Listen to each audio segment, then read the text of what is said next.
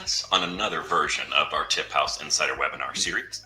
Today we are with Brigantine Seafood and Oyster Bar, a 23 location group located out of California, and we want to make sure that we're going to bring the best of their tip management policies, their operational policies, and how our special guest here today is thinking about their scaling solutions. So with that in mind, as always, if this is your first time here on one of our webinars, we do have a few housekeeping rules that I'll run over with you real quickly. So first and foremost, there is a live chat and Q&A. We would love if you would ask your questions in, let us know where you're listening in from or watching from right now, and throw any questions for myself or for our guest here today in that chat. We will get to those at the very end of this webinar, but we will run through them all as we can, so please throw them in there.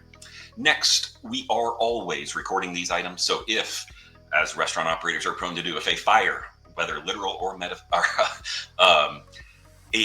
if that is coming up for you, then please step away. We will send you a recording. We will work with you on that front. I know there's a ton of things that are going on in restaurant, front of house, or back of house, so please do not feel like you have to finish this. We'll get you over a recording there for you. Next, there are plenty of resources. We do use our QR codes that you can scan throughout this webinar. So if you have a phone handy next to you, please have the camera open as we go through it and you can scan. We do send out a link of resources following the call as well. And last, but certainly not least, we will always do a $50 Starbucks gift card and announce a random winner. We are doing extra tickets or extra entries, let's say, for this random selection if you are asking questions. So if you're able to throw in questions, you'll get an extra entry into that each one. And please engage with us. We've got some unbelievable knowledge on the other side of this call here from me today. So without further ado, I would love to introduce our guest today. David Tingle and I have been on a webinar previously you may have seen on legal and understanding the policies that are facing the legal consequences of tips potentially in California. And today I'm thrilled to have him talking about his operational expertise. So Dave, if you don't mind, would you introduce yourself a little bit and tell us a little bit about Brigantine? Yeah, well, absolutely. Thank you so much for having me. Excited to be here with everyone today. Thank you to all who are joining as well.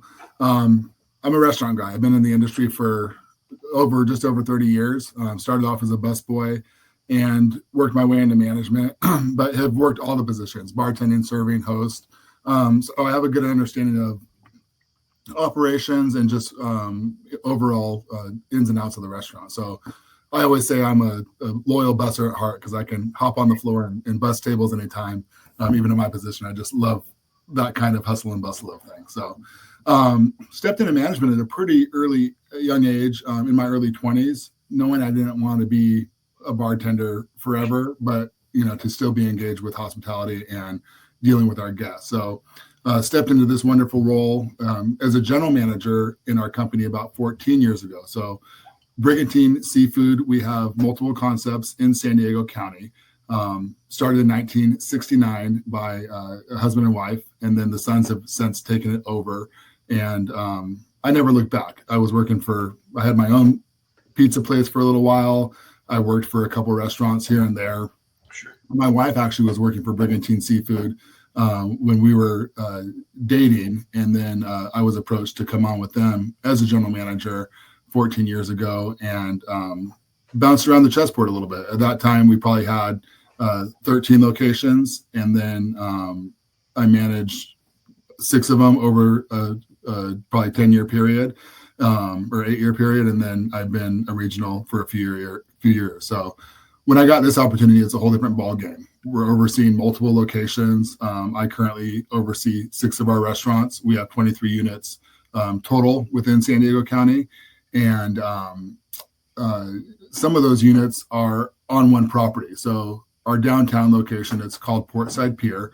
It's a monster. And it has Brigantine Seafood, Miguel's Cocina, which is our Mexican concept, Dockside, which is more of a fast casual ordering counter, and then more of a swanky rooftop bar called Top Sail. And then we have a coffee and gelato area where people can walk up and get a coffee in the morning, and then kids love getting gelato at night and walking down the Embarcadero. So those are our main concepts. We operate a brewery as well, so we're able to brew our own beer. We have a phenomenal brewer, and we are able to supply all of our restaurants with our great beers, and he does some awesome seasonal stuff. And if you've ever visited San Diego, you know that we're definitely big on our beer scene for sure. And then we recently acquired another brand. So we've always been used to opening brands and concepts. but we've never acquired a brand. So we just acquired the Fish Market, which is a legacy brand that started up in the Bay Area decades ago, family owned and operated. And that was the kids had taken it over, and then it kind of not fizzled out because it's a really well-known brand, but it just needed some extra attention.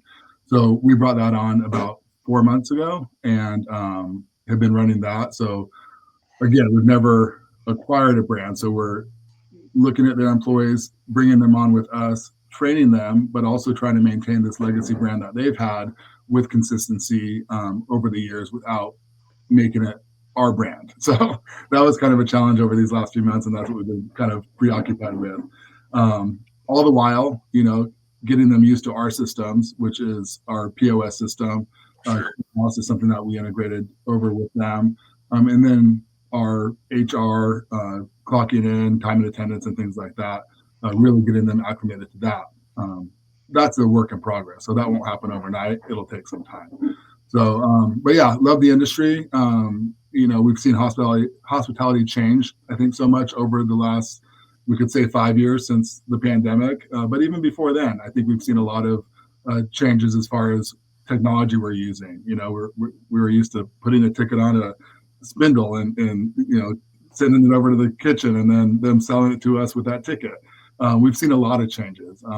So who knows where it's going to go in the next few years, but having something like TipHaus has been really paramount for us because we've always wanted some kind of solution, but didn't really know what that was. And we can get into that a little bit later. Sure. No, I love it, Dave. And so tell me, obviously you're a multi-concept group. So not only do you have the challenge of multiple locations, right, that you have to manage and oversee, but multi-concept, and that's, where each one of those kind of has their own brand identity and their marketing efforts and their processes, their operations, but it also all rolls up and needs to be A, managed by you, and B, consistent enough that a guest always has a great experience. And how do you think about that when you're looking at these different concepts that you're running with and the new fish market that y'all are bringing in? Yeah.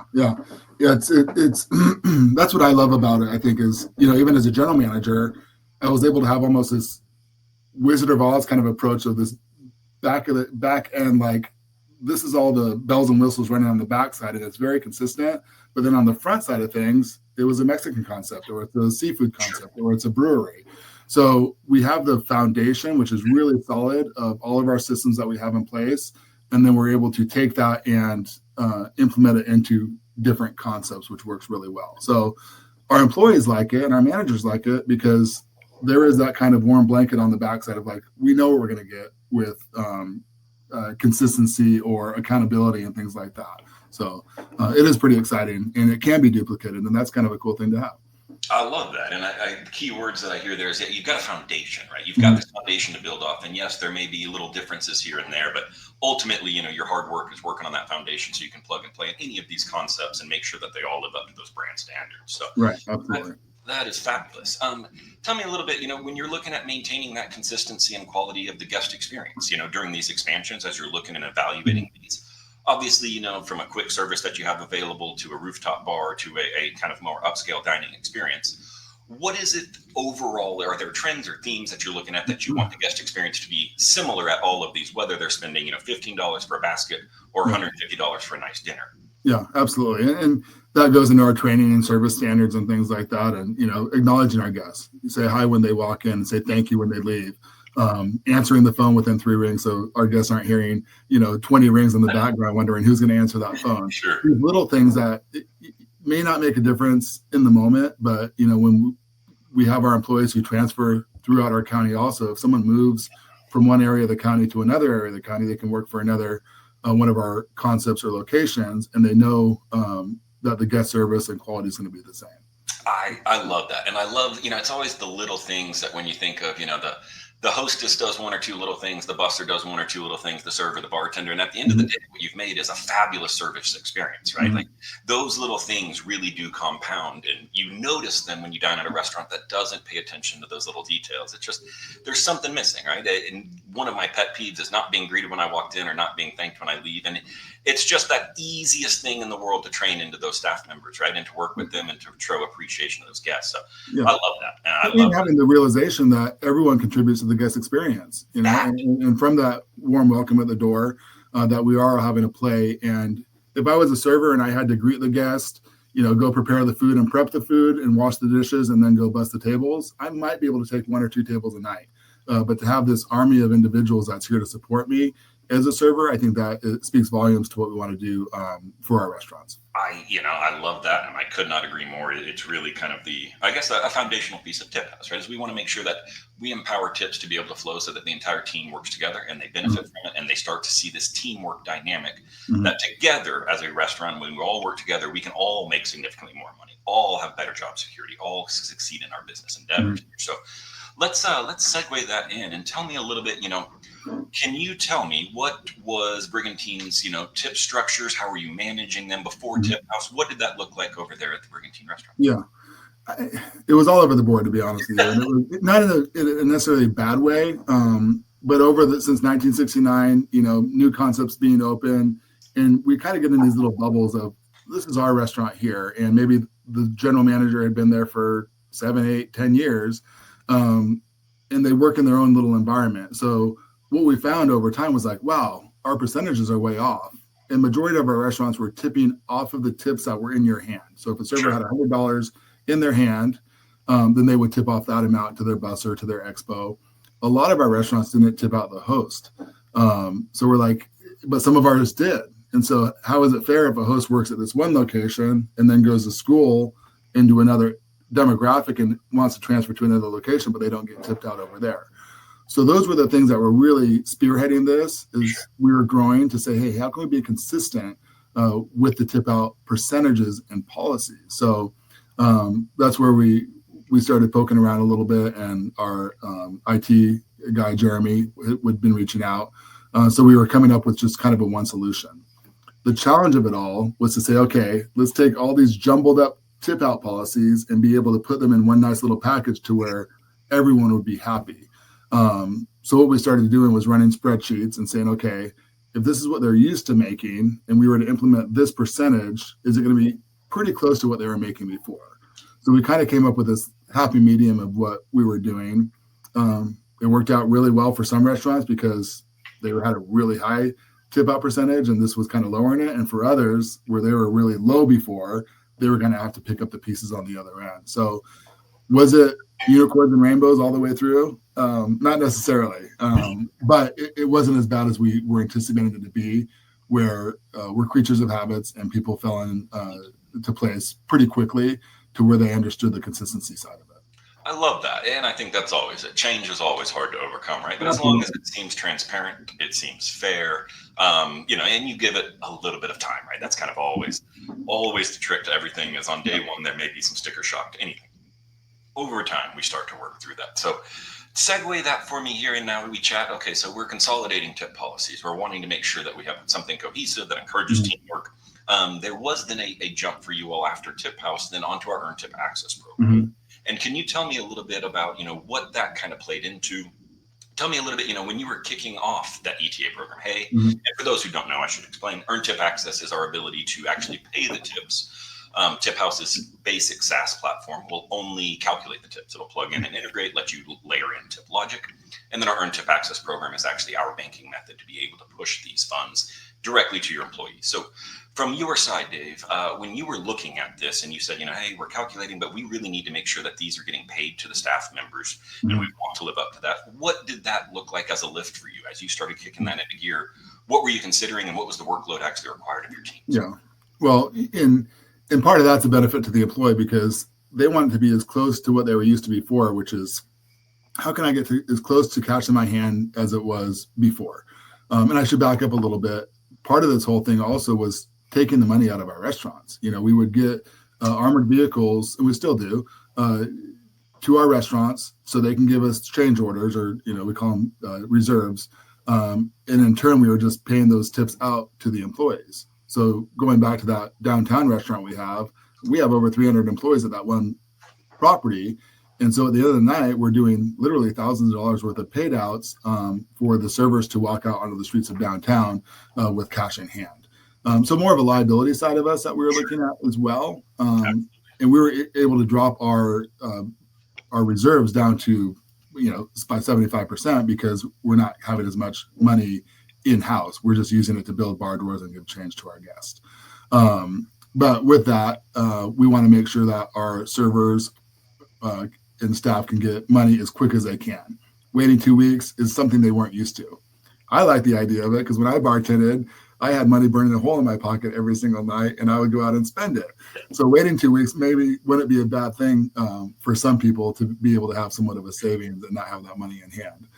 With that being said, having the earned tip access where we could make sure all of our clock ins and clock outs were accurate. That's the biggest thing, making sure everyone's job codes were accurate from the night before, and then be able to push out tips to those employees who worked the previous shift or 2 shifts prior, whatever it might be, and get them that money in hand as soon as we could. So that was a big benefit for everyone, right? So they appreciate it. Again, it's kind of as good as they can be with their clock ins and clock outs that we want to be able to manage that. So we're really putting it on them. Make sure you clock in and out on time. Make sure you clock into the correct job code because that affects when and how you guys are going to get your money. So I love that. And that makes perfect sense. I mean, I think back to starting my career in Chili's, right? I was a server early on, and I'd walk out with cash, and, it's always a big piece for me. But the best part of it, if I needed to pick up a double on Sunday because my car started making a funny noise, yep. I could get that cash, right? I could go get that, take it into the shop, see what's going on. So I appreciate that. But also I agree that sometimes you don't want the cash, and worth now noting is we do allow employees to get their tips still on paychecks. It is always an employee opt-in, opt-out piece. So I see a question in the chat, and it actually aligns well with the question I wanted to ask. So we'll get to full Q&As at the end, but I couldn't help but peek. We've got some questions about the payroll processes here, Dave. Can you walk us through, the changes to your payroll processes when transitioning to ETA? Were there a lot of difficulties and challenges? What does your current kind of process look like? How do you account for that as you're running payroll after having paid your employees these tips on a daily basis? Yeah. So I wish I could be more of use, but we do have our payroll department, and that's kind of their expertise. But yeah, it's kind of time sensitive. So we have to, it really is on that time and attendance. And we use Paylocity. It's a platform we switched over to almost around the same time we started using you a couple of years ago. So that's been a learning curve for us as well. But we want to make sure those punches are accurate.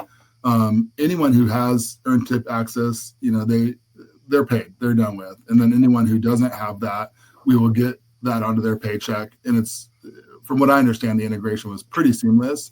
At the end of a payroll, like our payroll ended yesterday, we kind of lock everyone out at a certain time, and that allows our payroll department to really work the pieces. TipHaus is pretty much locked up, and they work their magic on that back end to make sure everything can transfer over properly.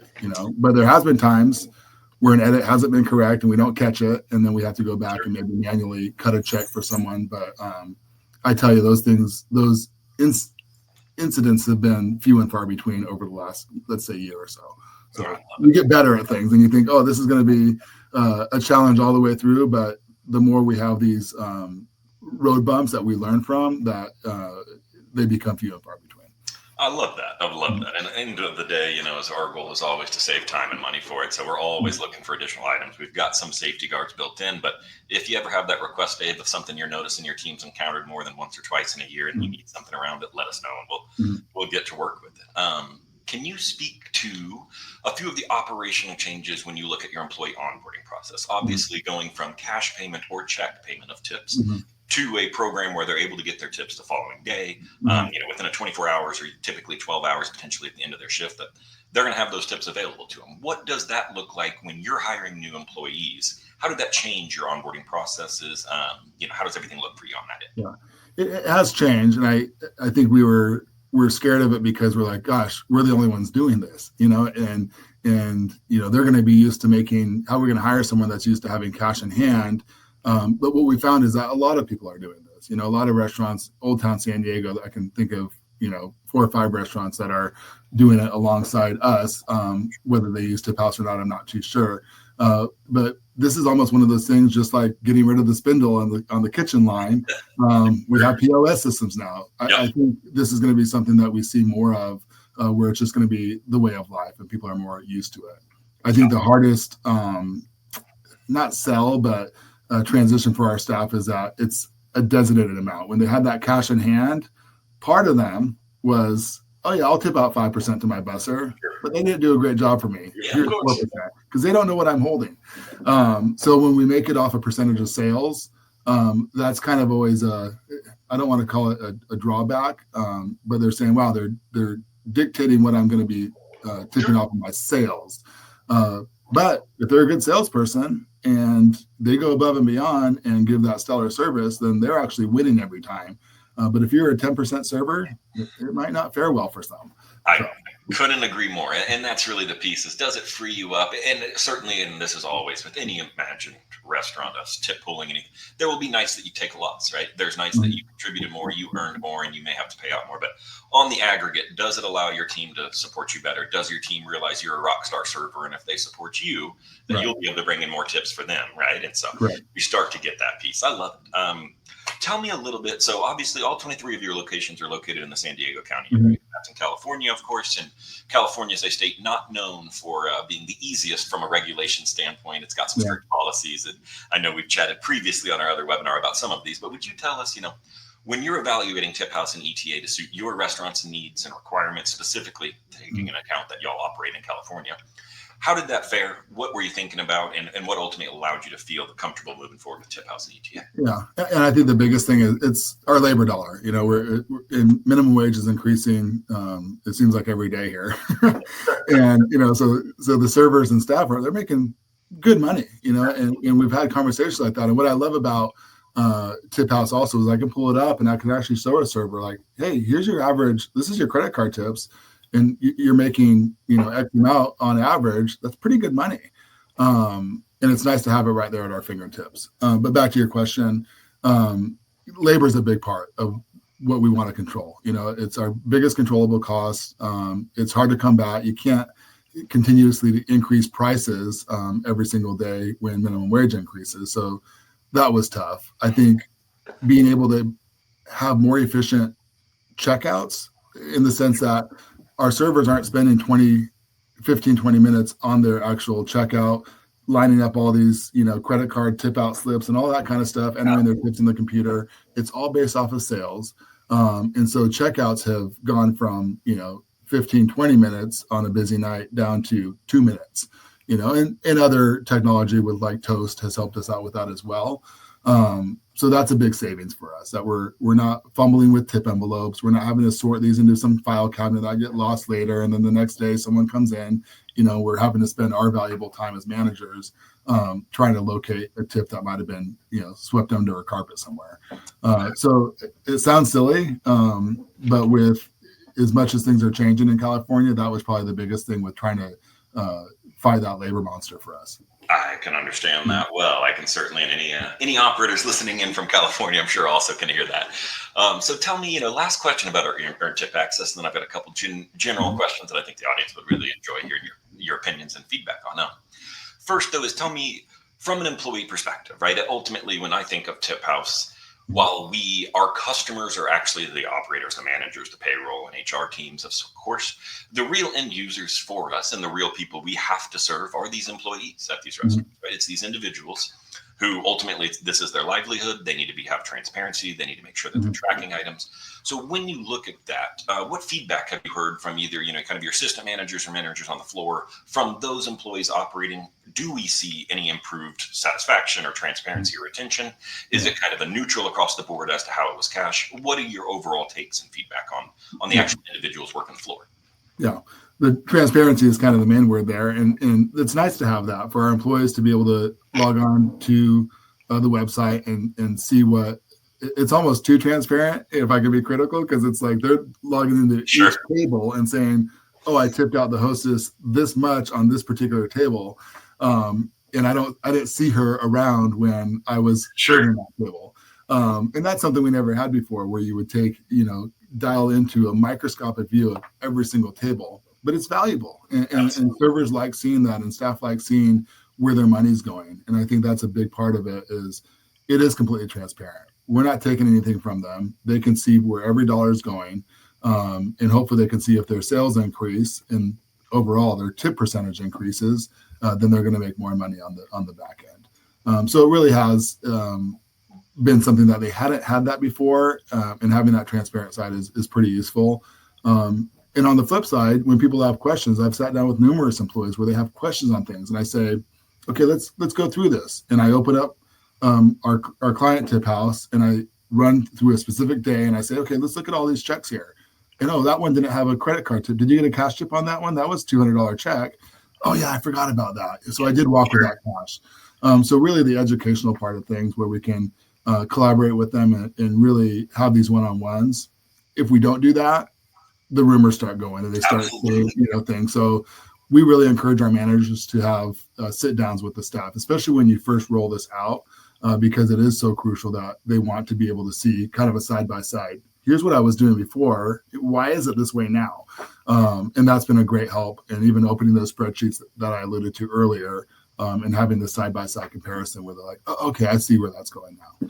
And that's been helpful. I love that. And I couldn't agree more of like doubts or skepticism. Those don't get better when left alone, right? Mm-hmm. It's something, maybe it's a small, uncomfortable conversation, but those do not age well. They just continue to kind of fester. And so let's have an uncomfortable 5 minutes here and let's make sure we're on the same page and we're working through it and that we see exactly what it's going to be. And then for the next 6 months, year, 2 years, we can have a great relationship because we're all on the same page. We're all speaking that language, right? So I love that. All right. Dave, I want to switch gear and talk a little more general here. Obviously, you've had some tremendous success. You've been with this group. You've watched them scale. You're helping them scale actively today. What advice would you give to other restaurant groups still managing, cash tips or manual payout processes, or that may be struggling with tips in general, thinking about how to set up a tip pooling, tip sharing structure? How would you advise people to think about their tip policies and how it should work for them? I think the best thing to do is because it's not just the way we have it set up is one way. There's a dozen other ways to do it. People base off of, weighted scales and things like that. So I think the biggest thing to take away is think about what you want to do in your own operation and then see if it can be tailored to that way. And chances are it can be. With all of our different concepts, we have different percentages set up based off the concept. So it's not cookie cutter across the board. And then a couple of our restaurants for the bar, I was just talking about this yesterday with 2 of our general managers, because one does have a weighted percentage for their bar backs that they get tipped out. And the other one is just percentage-based tipping to the bar backs. So we're kind of weighing it out. We might run some side-by-side comparisons to see, hey, how can we get those bar backs a little more money based off the weighted scale opposed to the percentage scale. So I think that would be the main thing is think of how you want it to be. Do you want a tip pool for all of your employees? Do you want to, have your employees who've been with you for 25 years and you consider them the A team? And a job code would be created for, a lead server opposed to just a server. And maybe they get a little higher percentage because they are the ones that have it. So TipHaus is very adaptable, from what we've seen. And I think that would be the starting point of saying, gosh, I don't want to rip off this Band-Aid because it's going to go completely sideways from what we're used to.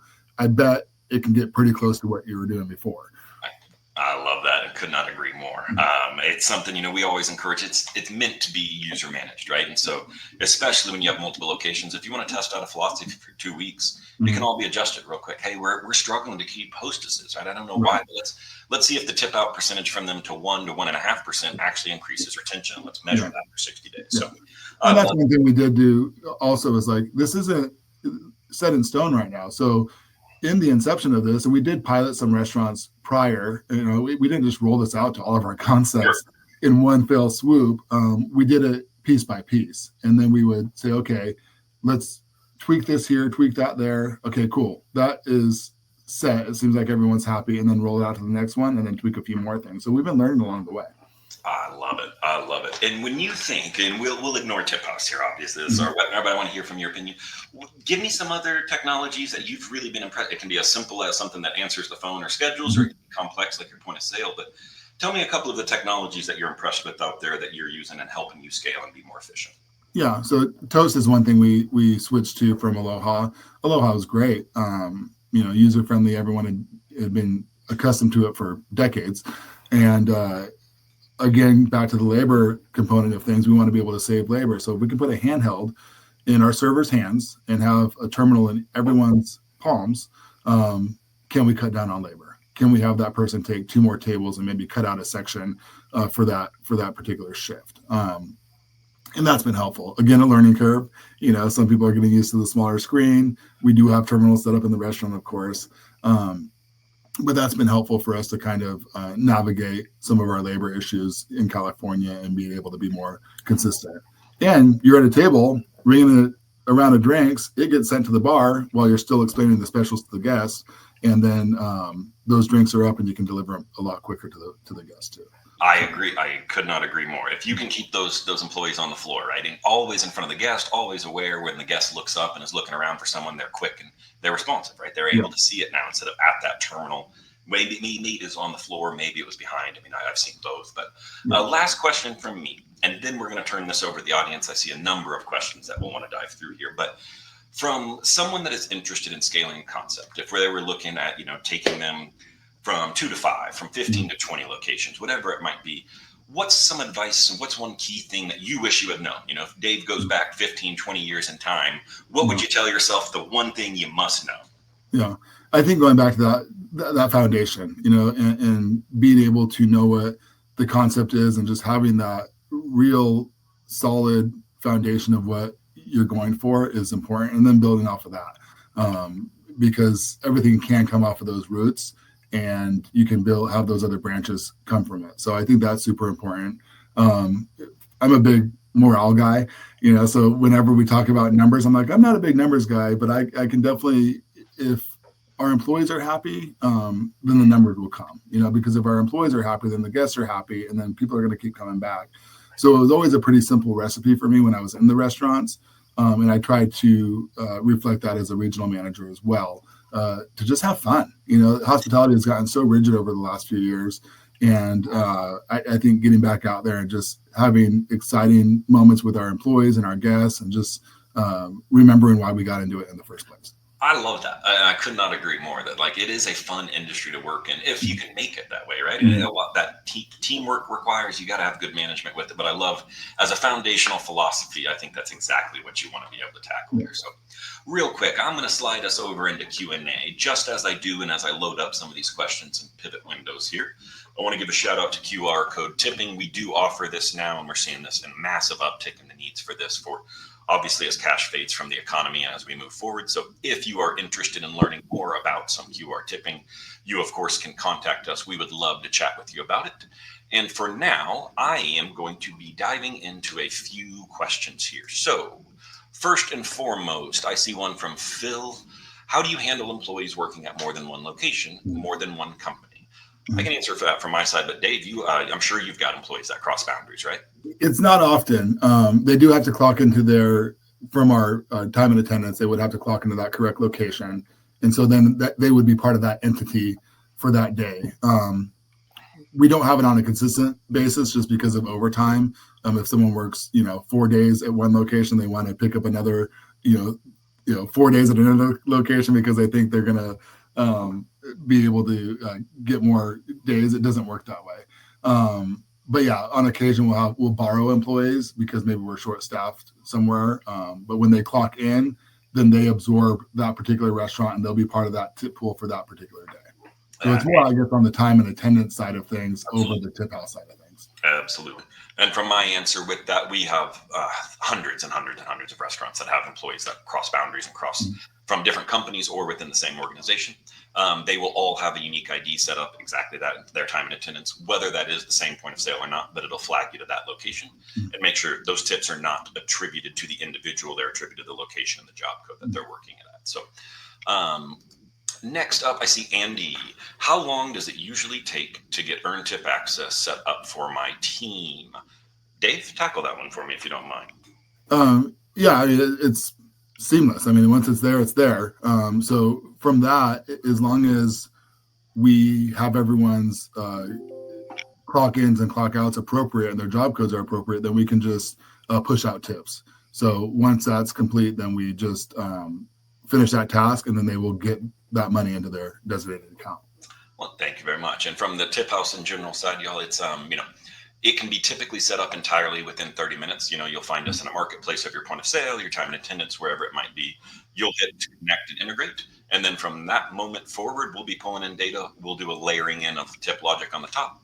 And then from an earn tip access, you want to actually set up the actual payment program to it.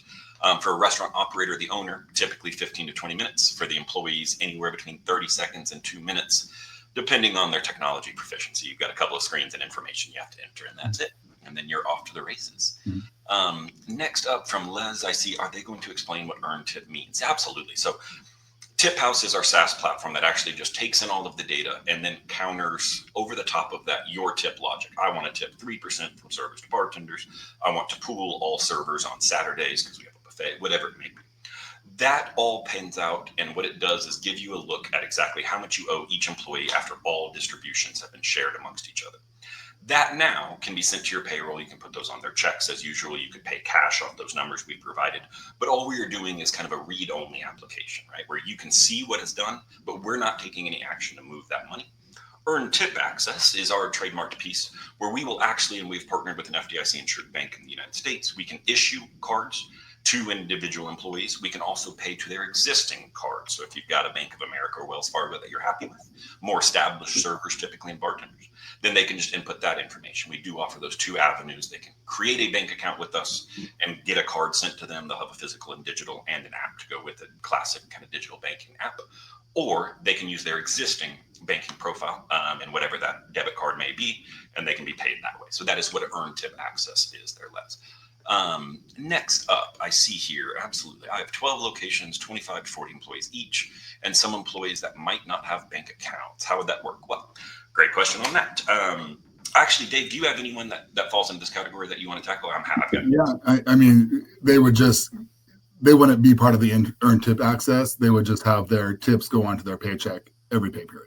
That we can do it that manner. There is avenues, like if they are interested in opening a bank account, and I'll read between the lines on this comment here. If they're interested in opening a bank account, they can certainly do that directly through us. If the issue is they may not be eligible to open a bank account, then they're typically going to be seen on the paycheck. We do have the ability to work with some I-9 employees, some minors as well. Those are on case-by-case basis. We've got to review items in state legislation for your individual location. But typically in the hospitality industry, that's not an uncommon scenario, and we do typically get to work with that. So next up, I see something, Evelyn here. What are some tip pool rules that you use? What rules have you used that worked well and ones that you did not work well, and why? And Dave, that's going to be for you, my friend. Yeah. If we were to go to a all-house tip pool, where everyone's getting equal amounts, that would be something that probably wouldn't work for our concept. If we have a QSR restaurant that everyone's I've visited one last week where I don't know if they use tip pooling or not, but if they did, everyone was doing equal shares to where they would get an equal share of all the tips coming across the board. For us, we weight it. So we say, okay, we want, 2% to 2.5% to go to the kitchen, 1% to go to the hostess, 4% to the busser. So like I said earlier, we've tweaked some of those rules because sometimes they say, oh, the hostess, they don't seem to be doing some of they're sitting the guests, but we thought they were going to do roll-ups for us or maybe fill waters for us during those slower times when they're not seating. So we might adjust some of those rules through. So I think the biggest takeaway is that you can play with those rules. Like we talked about earlier, come up with either percentages weighted based off the tenure of staff, or come up with a total tip pooling for everyone, which the longer I get in this industry, I'm like, I want everyone to share all the money across the board. Everyone does a great job equally. But we know that's not, our servers are more forward facing and guest facing too. So. Absolutely. No, I love that. And that's always the goal, right? Every restaurant's going to be different. It has to be structured according to the needs of that location. Yeah. So I love it. Les, I see another question. And so what's the accounting of this like? Are the tips recorded as an advance? And Dave, I know you said you're not on the accounting payroll side. I'll tackle this. If you've got something you want to add, please do. So the accounting for this is at the end, these are not recorded as an advance.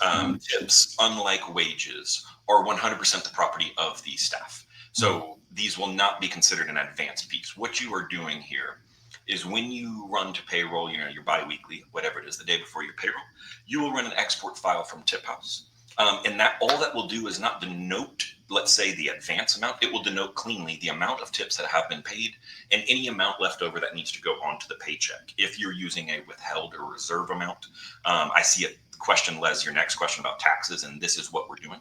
So the managers have the ability to either pay out 100% of tips and push that tax liability onto the employees. They need to save some and be mindful. Or you can pay out any amount. You can set that 70, 75, 80, 90%, whatever example you would like to use there.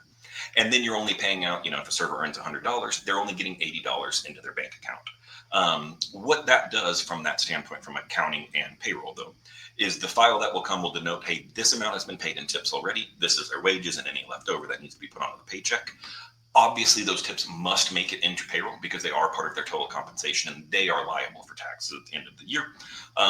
New legislation pending. Obviously, there's a lot of questions going on with the no tax on tips and how that will impact it. So I am not a lawyer worth saying, you should always consult as needed, but that is how those will work. And that's how, 5,000-6,000 restaurants handle it today is we will always make sure it's cleanly denoted on a one-touch export file that you will then import into your payroll. And it will denote exactly how much has already been paid just for the record keeping for that for the IRS. You don't have to take additional action there.